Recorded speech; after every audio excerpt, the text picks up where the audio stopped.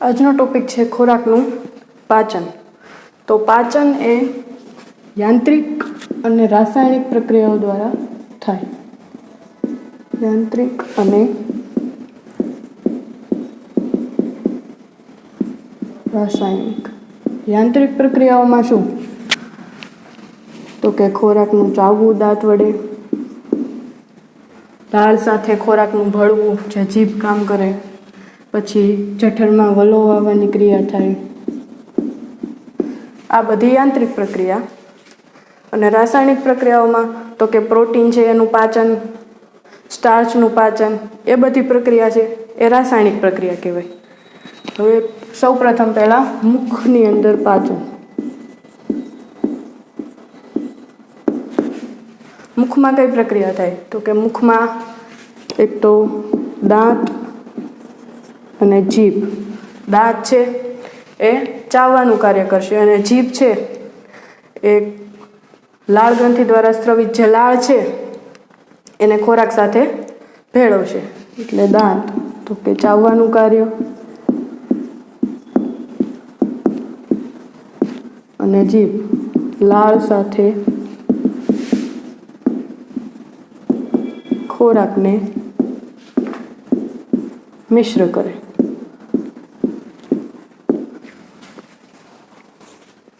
હવે મુખમાં લાળ દ્વારા સ્ટાર્ચનું પાચન થાય. મુખમાં સ્રવિત લાળ, તો લાળના ઘટકો કયા પહેલા? તો કે એમાઇલેસ એટલે કે ટાઇલિન, પછી ઇલેક્ટ્રોલાઇટ્સ,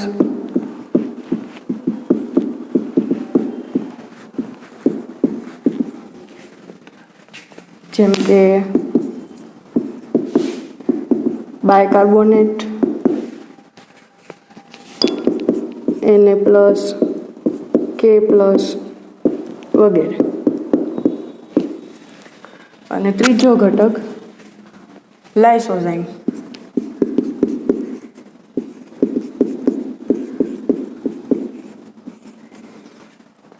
હવે આ ત્રણેય ઘટકો દ્વારા કઈ કઈ પ્રક્રિયા થાય છે? એમાઇલેસ એટલે કે ટાઇલિન એ સ્ટાર્ચનું પાચન કરે. તો સ્ટાર્ચ એમાઇલેસ દ્વારા શેમાં ફેરવાય? તો કે ડાયસેકેરાઇડ. અહીંયા ડાયસેકેરાઇડ માલ્ટોઝ.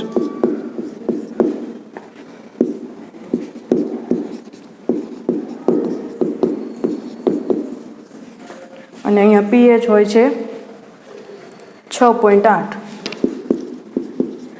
એટલે થોડી એસિડિક pH એ આ પાચનની ક્રિયા અહીંયા સ્ટાર્ચમાંથી માલ્ટોઝ બનવા માટે જરૂરી. અને અહીંયા આ માલ્ટોઝ છે ખોરાકના ઘટકોમાં રહેલા કુલ માલ્ટોઝમાંથી 30% માલ્ટોઝનું પાચન થાય. એનું કારણ શું? તો કે ખોરાક છે મુખમાં થોડોક જ સમય લે, અમુક જણો સરખું ચાવે નહીં એમને એમ. એટલે ખોરાક ઓછો સમય મુખમાં રહે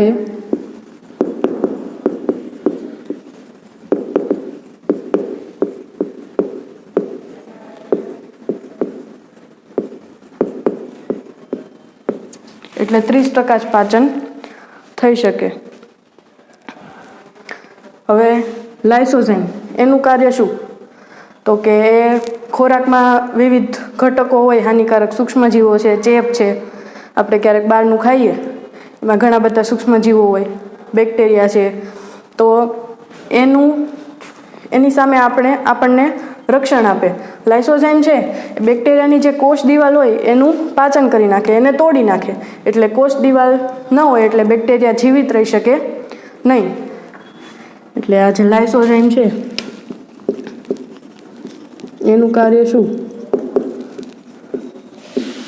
તો કે બેક્ટેરિયાની કોષ દિવાલને તોડી નાખે.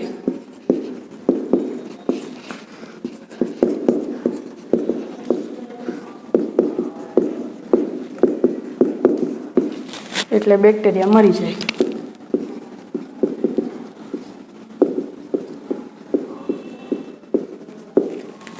બેક્ટેરિયા આવી રીતે બીજા સૂક્ષ્મજીવો હોય એને પણ મારી શકે. એટલે લાઇસોઝાઇમનું કાર્ય ચેપ સામે રક્ષણ.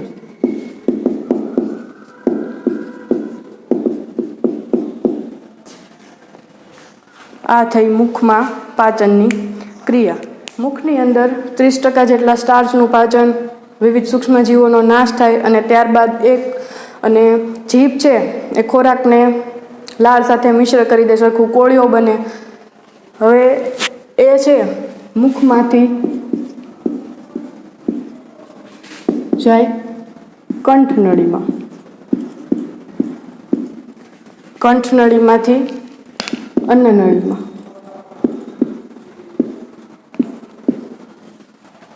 તો અન્નનળીમાં જાય તો ત્યાં ખોરાક કેવી રીતે પસાર થાય? તો કે અન્નનળીના સતત સંકોચન થાય. પહેલાં ઉપરનો ભાગ સંકોચન થાય એટલે ત્યાંથી ખોરાક નીચે આવે, પછી ફરીથી ત્યાંનો ભાગ સંકોચાય એટલે ખોરાક નીચે આવે. એટલે સતત પરિસંકોચન દ્વારા ખોરાક છે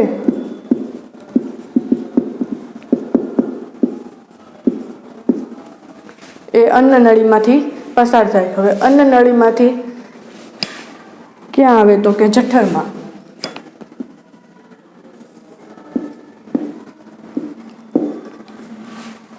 અને ત્યાં એક જઠરાન્નનળીય મુદ્રિકા સ્નાયુ.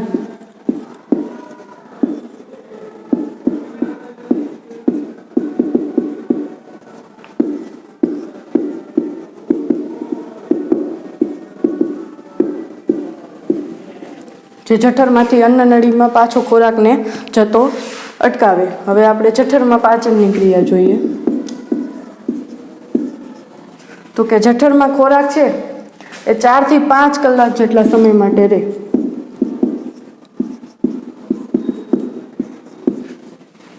મુખમાં તો ખોરાક કેટલો વધીને 1 મિનિટ નહીં, પણ અહીંયા તો જઠરમાં તો 4 થી 5 કલાક.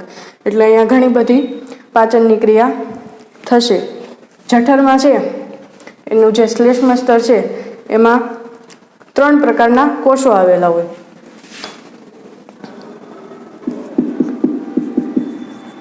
ગ્રંથીય અધિચ્છદના કોષો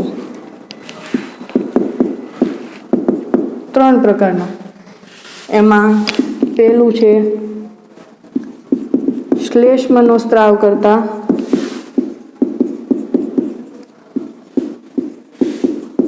શ્લેષ્મીય ગ્રીવા કોષો.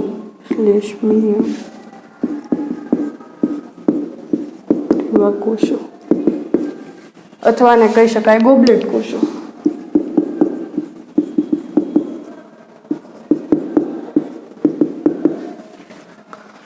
આ શું કરશે? શ્લેષ્મનો સ્ત્રાવ. આ શ્લેષ્મનો સ્ત્રાવ જે છે એ જઠરમાં જે એસિડનો સ્ત્રાવ થાય એનાથી પોતાની સપાટીને રક્ષણ આપે. એટલે સાંદ્ર HCl થી જઠરની સપાટીને રક્ષણ માટે.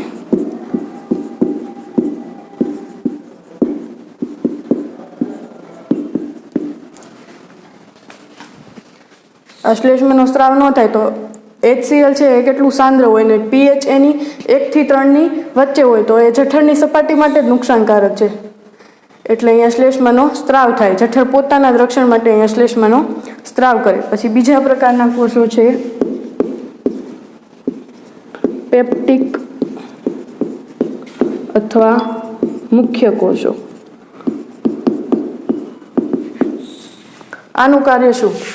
તો કે નિષ્ક્રિય ઉત્સેચક પેપ્સિનોજનનો સ્ત્રાવ કરે.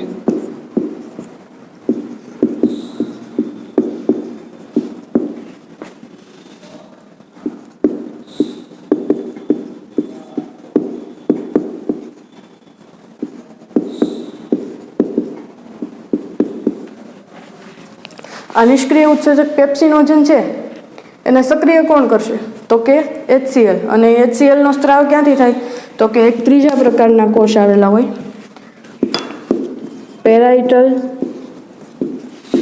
અથવા તો ઓક્સિન્ટિક કોષો.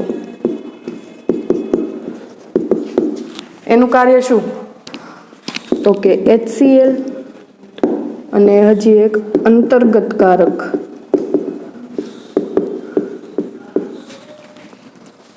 આ 2 પ્રકારના સ્ત્રાવ કરે. હવે જોઈએ તો પેપ્સિનોજન છે એ નિષ્ક્રિય ઉત્સેચક છે, તો એને સક્રિય કેવી રીતે થાય? તો કે HCl ની હાજરીમાં પેપ્સિનોજન ફેરવાય પેપ્સિનમાં. એટલે HCl છે એનું એક કાર્ય કયું? તો કે પેપ્સિનોજનમાંથી પેપ્સિન બનાવવું. બીજું કાર્ય તો કે HCl જે છે આપણે પ્રોટીન ખોરાકમાં જે લઈએ છીએ એ ખૂબ જટિલ છે. જો પ્રાથમિક બંધારણ હોય તો આવી રીતે આ એમિનો એસિડની ઘણા બધા એમિનો એસિડ, પ્રોટીન છે એમિનો એસિડનો વિષમ પોલિમર, એટલે કે એક સરખા નહીં પણ અલગ અલગ વિવિધ એકમો દ્વારા આ આખો પોલિમર બનેલો હોય. આ એનું પ્રાથમિક બંધારણ એમિનો એસિડનું. હવે કુંતલ થાય, જમણેરી કુંતલ જ હોય પ્રોટીનમાં, તો પ્રાથમિક આ દ્વિતીયક. હવે આ શૃંખલા છે ફરી પાછી વીંટળાય તો આ તૃતીયક. અને આવી 2-3 પ્રોટીનની શૃંખલા છે એકબીજા સાથે જોડાય તો આ ચતુર્થક. હવે આપણા ખોરાકમાં કઈ આવું સીધી રીતનું સરળ રીતનું પ્રોટીન નહીં હોય. દ્વિતીયક, તૃતીયક અથવા ચતુર્થક સ્વરૂપે આપણા ખોરાકમાં બધા પ્રોટીન આવેલા હોય. તો એની ઉપર જે આ ઉત્સેચક છે પેપ્સિન એ ડાયરેક્ટ કાર્ય નહીં કરી શકે. તો HCl શું કરશે? તો કે આ દ્વિતીયક, તૃતીયક, ચતુર્થક એ બધા સ્વરૂપના પ્રોટીન છે એને સરળ સ્વરૂપ એટલે પ્રાથમિકમાં રૂપાંતરણ કરે. તો જટિલ સ્વરૂપના પ્રોટીન HCl ની હાજરીમાં સરળ પ્રોટીનમાં રૂપાંતરિત થાય. આ HCl નું પહેલું કાર્ય, આ બીજું, અને એનું ત્રીજું કાર્ય છે જે આ પેપ્સિન ઉત્સેચક છે એ વધારે pH હશે ને તો કામ નહીં કરી શકે. પેપ્સિન છે એ 1 થી 3 pH હોય ને એની વચ્ચે કામ કરી શકે. એટલે HCl છે એ પેપ્સિનને કાર્ય કરવા માટે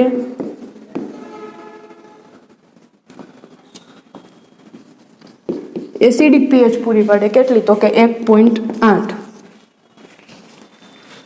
આ 3 કાર્ય HCl ના. હવે જોઈએ આ અહીંયા પેપ્સિનોજનમાંથી HCl ની હાજરીમાં પેપ્સિન બન્યો, પણ આ એક જ વાર HCl જરૂરી છે. અહીંયા પેપ્સિનોજનમાંથી HCl ની હાજરીમાં પેપ્સિન બન્યો. હવે આ પેપ્સિન છે એ HCl ની જગ્યાએ કામ કરી શકશે. એટલે એકવાર HCl છે પેપ્સિનોજનમાંથી પેપ્સિન બનાવે, સક્રિય ઉત્સેચક. હવે પેપ્સિન છે એ પેપ્સિનોજનને પેપ્સિનમાં ફેરવી શકે. એટલે કે આ છે એ આમાંથી આ બનાવી શકે. એટલે શરૂઆતમાં જ ખાલી HCl ની જરૂર પડે. હવે વિચાર કરો તો HCl છે એ આખી પાચન ક્રિયા દરમિયાન જઠરમાં તો ખોરાક 4 થી 5 કલાક રહે. તો 4 થી 5 કલાક HCl નો સ્ત્રાવ થાય તો જઠરને કેટલું નુકસાનકારક બને. એટલે આ પેપ્સિનોજનમાંથી પહેલા એક જ વખત HCl ની જરૂર પડે પેપ્સિન બનવા માટે.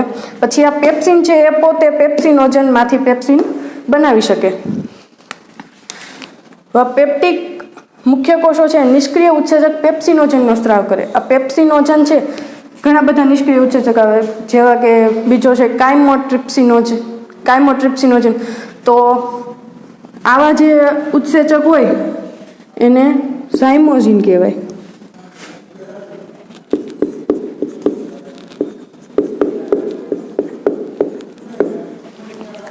અને આ ઝાઇમોઝિન આવા નિષ્ક્રિય ઉત્સેચકનો સ્ત્રાવ કરતા કોષો, તો કે આ પેપ્ટિક અથવા મુખ્ય કોષો છે એટલે એને આ ઝાઇમોઝિયન કોષો પણ કહી શકાય.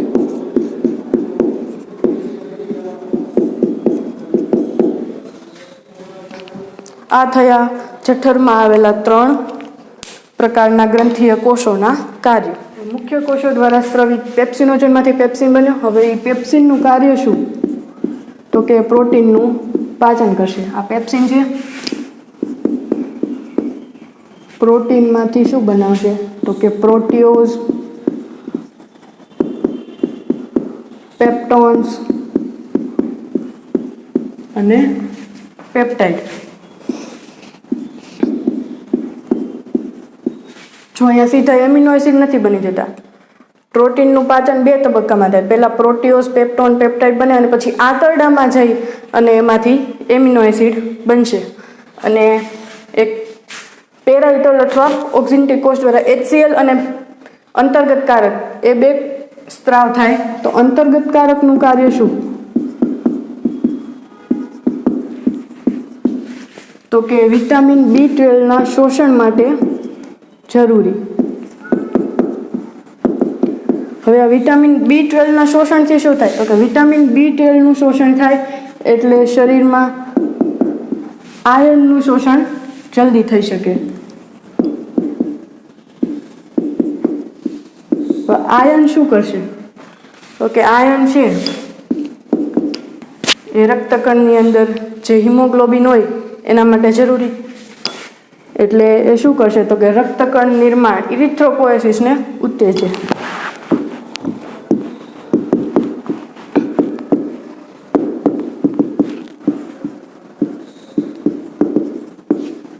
રક્તકણ નિર્માણ.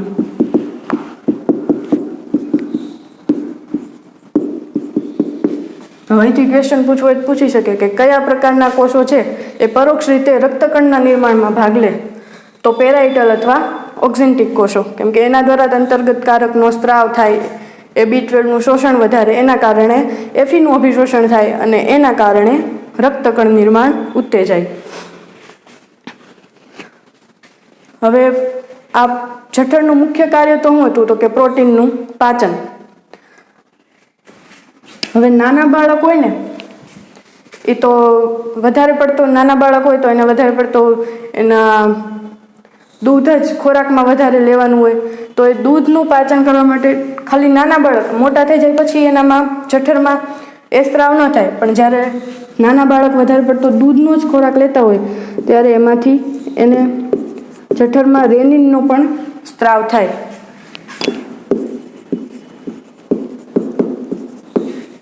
આ રેનિન છે એ શું કરશે? તો કે દૂધનું પાચન. દૂધને રેનિન છે કેલ્શિયમ પેરાકેસિનેટમાં ફેરવે.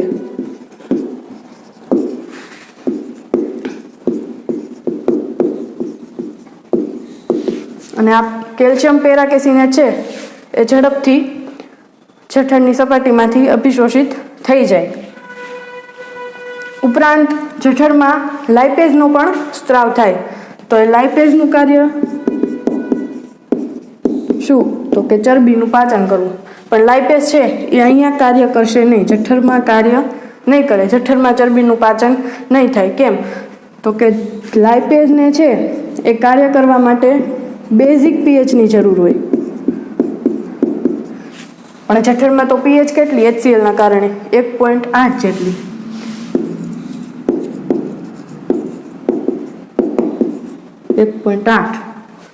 તો આ ખૂબ જ એસિડિક pH થઈ એટલે લાઇપેઝ છે એનો સ્ત્રાવ થાય છે જઠરમાં, પણ લાઇપેઝ જઠરમાં કાર્ય કરતો નથી. હવે આ અંતર્ગત કારક છે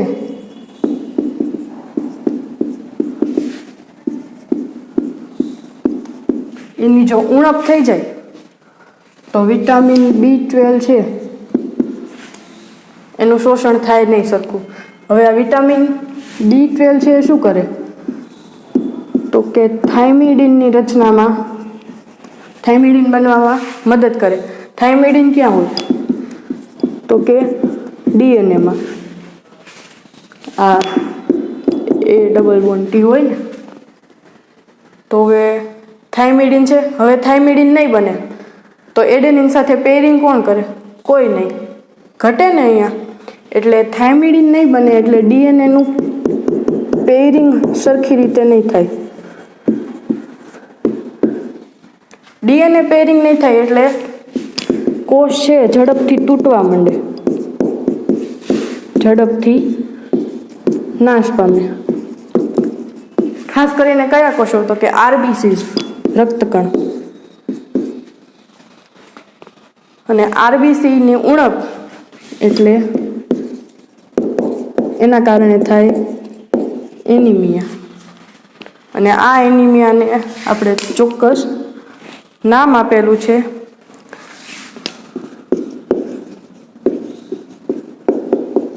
પર્નિશિયસ એનિમિયા. આવી રીતે અંતર્ગત કારક છે એ શરીરમાં ખૂબ મહત્વની ભૂમિકા ભજવે. તો હવે જઠરમાં પાચનને આપણે ફરીથી જોઈ લઈએ તો કે જઠરમાં 3 પ્રકારના ગ્રંથીય કોષો આવેલા હોય: શ્લેષ્મીય ગ્રીવા કોષો, મુખ્ય કોષો અને પેરાઇટલ અથવા ઓક્ઝિન્ટિક કોષો. તો ગોબલેટ કોષો શ્લેષ્મનો સ્ત્રાવ કરે અને જઠરની સપાટીને એના દ્વારા સ્ત્રવિત HCl થી રક્ષણ આપે. મુખ્ય કોષો તો કે પેપ્સિનોજનનો સ્ત્રાવ કરે. HCl છે પેપ્સિનોજનમાંથી પેપ્સિનમાં ફેરવે અને પેપ્સિન છે એ પ્રોટીનનું પાચન કરીને પેપ્ટાઇડ, પેપ્ટોન, પ્રોટીઓસ એવું બધું નિર્માણ કરે. અને ત્રીજા પ્રકારના કોષો પેરાઇટલ અથવા ઓક્ઝિન્ટિક તો કે HClનો સ્ત્રાવ કરે. એના કાર્ય આપણે જોયા. અને વિટામિન B12ના શોષણ માટે જરૂરી એવા અંતર્ગત કારકનો સ્ત્રાવ કરે. જઠરની અંદર pH કેટલી તો કે 1.8. એટલે જઠરમાં લાઇપેઝનો સ્ત્રાવ થાય છે પણ એ કાર્ય કરી શકતું નથી, કારણ કે એને એ કાર્ય કરવા ચરબીનું પાચન કરવા માટે બેઝિક pHની જરૂર પડે, પણ જઠરમાં pH 1.8 જ છે એટલે કાર્ય નહીં કરે. નાના બાળકના જઠરમાં રેનિનનો સ્ત્રાવ થાય. હવે એ રેનિન છે, જઠરમાં સ્ત્રવિત રેનિન છે એ આમ લખાય RENNIN અને અહીંયા દીર્ઘઈ છે. હવે ઉત્સર્જન તંત્રમાં બીજો એક રેનિન આવશે. ઈ રેનિનમાં રસવઈ આવે અને એનું સ્પેલિંગ થાય RENIN. એક એન કાઢ નાખવાનું. એટલે આ 2 પ્રકારના રેનિન હોય. એટલે આમાં ધ્યાન રાખવાનું કે જઠરમાં જે રેનિનનો સ્ત્રાવ થાય દૂધના પાચન માટે એમાં દીર્ઘઈ આવે, ડબલ એન. અને જે ઉત્સર્જન તંત્રમાં જે રેનિન આવશે એમાં રસવઈ હોય અને એમાં એક જ એન હોય. આ થયું મુખમાં અને જઠરમાં ખોરાકનું પાચન. હવે આગળ આંતરડામાં પાચન જોઈશું.